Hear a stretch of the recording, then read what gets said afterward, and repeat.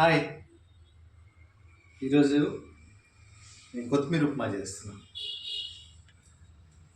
కొత్తిమీర చూడు, కొత్తిమీరతో ఉప్మా చేస్తున్నా. ఓకే. ఫస్ట్ మనం ఏం చేద్దామంటే కడాయిని స్టవ్ ఆయిల్ వేసుకుందాం.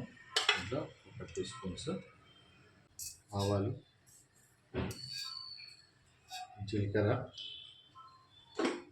ఆవాలు జీలకర్ర కొంచెం ఫ్రై అయినాయి కదా, ఇప్పుడు దీంట్లో మనం ఆనియన్స్, కరివేపాకు,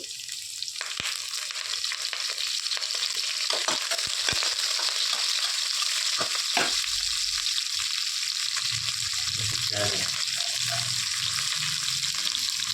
టమోటా.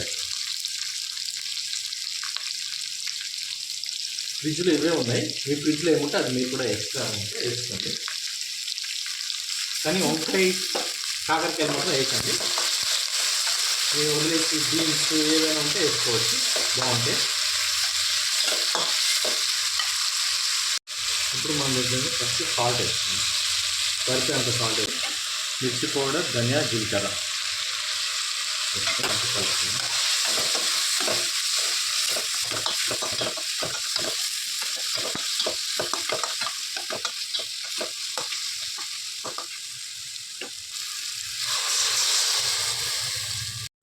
ఇప్పుడు ఇది బాయిల్డ్ అవుతుంది కదా, దీంట్లో మనం ఆల్రెడీ కొత్తిమీర కట్ చేసుకుని కొత్తిమీర ఎక్కువ వేసుకోవాలి, చాలా ఎక్కువ.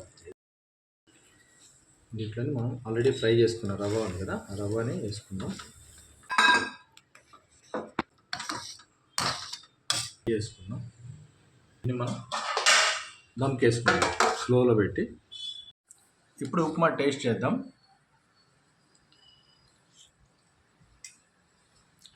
సూపర్, చాలా బాగుందండి. మీరు కూడా ట్రై చేయండి. Thank you.